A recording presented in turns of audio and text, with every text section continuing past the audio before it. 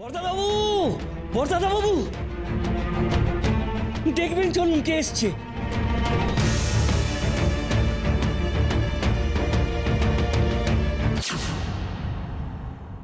সৌনক, আমার কোকা বেরিয়ে এসেছে।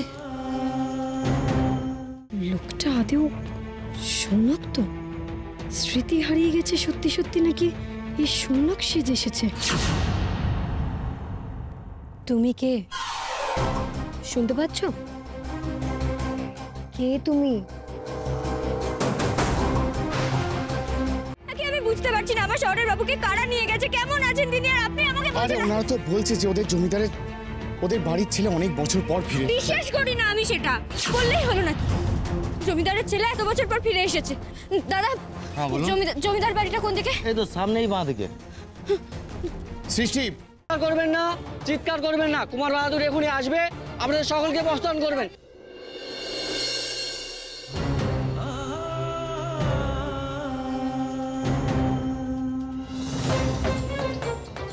ওটা নাও আর আমার স্বামীর জন্য মঙ্গল কামনা করো। কেমন? রান্নার কাজ করবুনি? আমার রান্নার কাজ? আরে স্যার, যদি আমি ওই বাড়িতে রান্নার লোক সেজে যাই?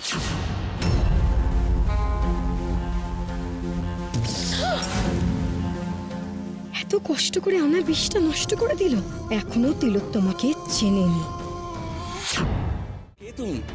কি চাই? বাড়িতে কাজ আছে বাবা। না না, যাও যাও। কোথায় যাব আমি বাবা? আমার যে কোথাও ঠাঁই নেই। তুমি আমায় দয়া করবে না বাবা? রান্নার মেয়ে তো দরকার। দেখি কর্তামাকে বলে। কে এসেছে আমার কাছে? কে এসেছে?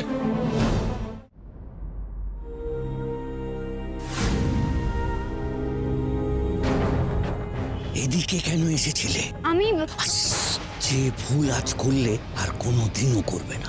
এই বাড়িতে সবই কেমন যেন রহস্যময়। কেন বারণ করছেন উনি আমায় যেতে? জানতেই হবে, আমার শহরের বাবুর সাথে কথা বলতেই হবে। আমার স্বামীর আশেপাশে যেন আর ঘুরঘুর করতে না দেখি। এই শেষবারের মতো আমি কিন্তু তোমায় বলে রাখলাম। আমি এই চা নে। তাই নাকি? দেখি চাটা। আচ্ছা মা, দাদা ভাইয়ের শরীরের ওই যে জন্ম দাগটা, ওটা দেখতে চাইলে হয় না? অসাধারণ। এদের বাড়ির ছেলের যে জন্মদাগের কথা এরা বলল, তেমনটা তো শহরের বাবুর পিঠে নেই। কেন, কি হলো? ওদিকে ঘুরো। কি হলো? এর পিঠে তো জন্মদাগ নেই। তার মানে সৌনক। হ্যালো ম্যাডাম, চিনতে পারছো? তুষার রায়চৌধুরী নামটা মনে পড়ে? তুষার? এত বছর পর? কেন? অতীতকে মনে পড়ায় কি কোনো অন্যায় আছে? ও তো তোমার অতীত বটে, পাত্তা দেবে বলেও আমার মনে হয় না। একবার নক করে দেখি না? অবশ্য তুমি যদি সাহায্য করো, মানে রেখার নাম্বার আর অ্যাড্রেসটা যদি। তুষার, তুমি রেখার ফোন নাম্বারটা লিখো। ওনাকে গিয়ে একটু শরবত দিয়ে এসো তো।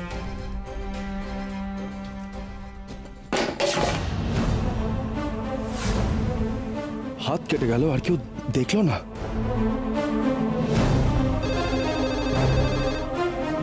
হ্যালো, চিনতে পারছো? তুষার রায়চৌধুরী নামটা মনে পড়ে?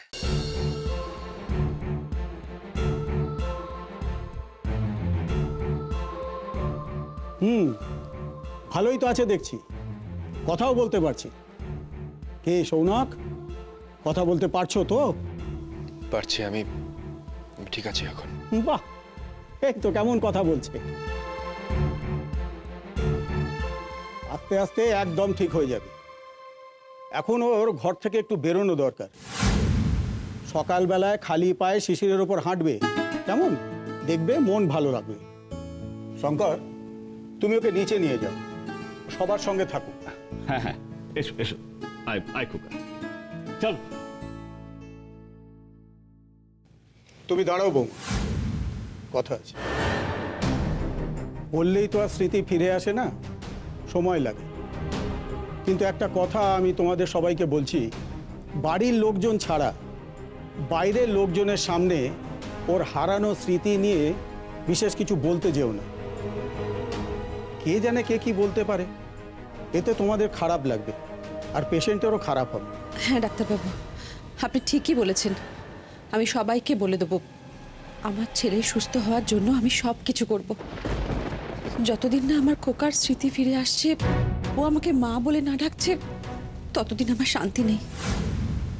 শান্তনা, দুঃখ করো না, দেখবে অচিরেই আমাদের খোকার সব স্মৃতি ফিরে আসবে।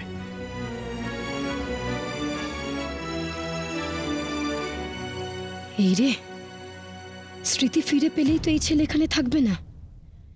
তাহলে ওকে সৌনক সাজিয়ে রাখবো কি করে আমি? ও সৌনক সেজে না থাকলে সম্পত্তি আমার হবে কি করে? না না, যে করেই হোক ওর স্মৃতি ফিরতে দেওয়া চলবে না। কিছু একটা আমায় করতেই হবে।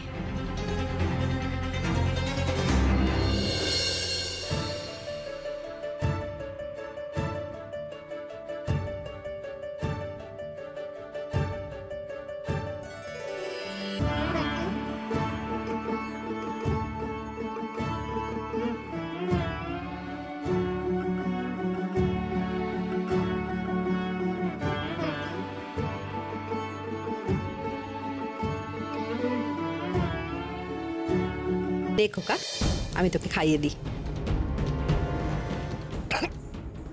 কি ঝাল লেগেছে? ঝাল, একটু জল খাও না।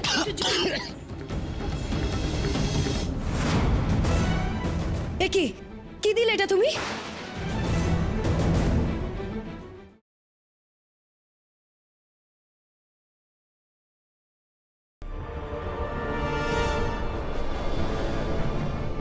রাঘব পারুল দুজনেই নেই ওই কাচ্চেমখোল টিলার কাছে। রাত্রির সঙ্গে লড়াই করবার কেউ নেই বাধা দেওয়ার। এই তো সুযোগ। পদ্মাবতী আর তার 7 চাপা সন্তানকে নিয়ে রাত্রি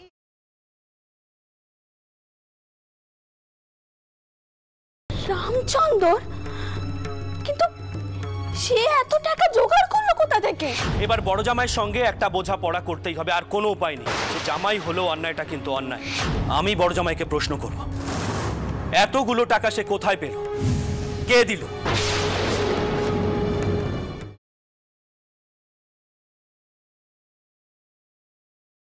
আমাকে ক্ষমা করবেন ছোট কর্তা, আপনি হয়তো ভাবছেন না, কিন্তু অন্য কেউ তো ভাবতেই পারে, প্রশ্নও তুলতে পারে।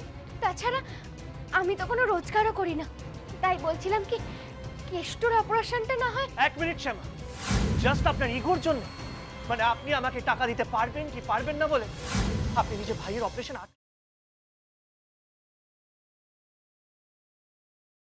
দমকল কর্মীরা এসে কনফার্ম করে দিয়ে গেছে আগুনটা শর্ট সার্কিট থেকে কোনোভাবেই লাগতে পারে না। এমনটাও হতে পারে বাড়ির বাইরে থেকে কোনোভাবে আগুন লেগেছে, অথবা আগুনটা কেউ ইচ্ছা করে লাগিয়ে দিয়েছে। আমাদের কথাটাই ঠিক বাদ পাবো। এই রুমালটাতে এস লেখা, কিন্তু আমাদের বাড়িতে এস নামের কেউ থাকেই না। এই রুমালটা কার?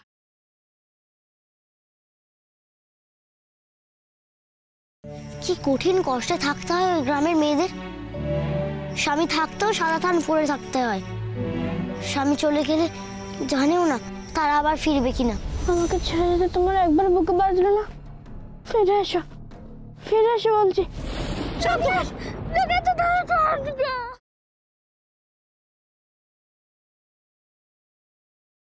ঠাকুমা, ও যদি সব কাজ করতে পারে না, তাহলে আমি কথা দিচ্ছি, আমি তোমার পায়ের জুতো মুখে নেব। এই নাত বউদের সঙ্গে না আমার বাজি হয়েছে। তুই একবার তোর বউকে নিয়ে এখানে আয় বাবা, এসে প্রমাণ করে দিয়ে যা যে তোর বই হচ্ছে শ্রেষ্ঠ বউ।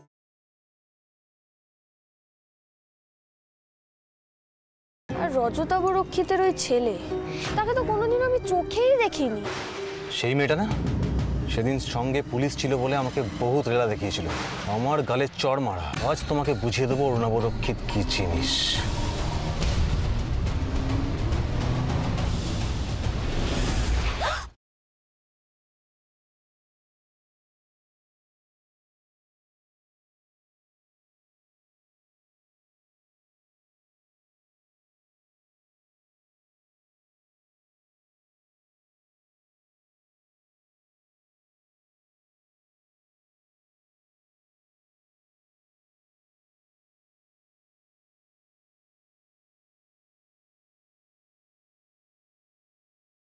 ময়না তোমার মেয়ে নয়, ময়নাকে এই বাড়িতে নিয়ে এসেছে নীরা। কালকে শোটা ভালো করে করতেই হবে, তারপরে উড়িষ্যা।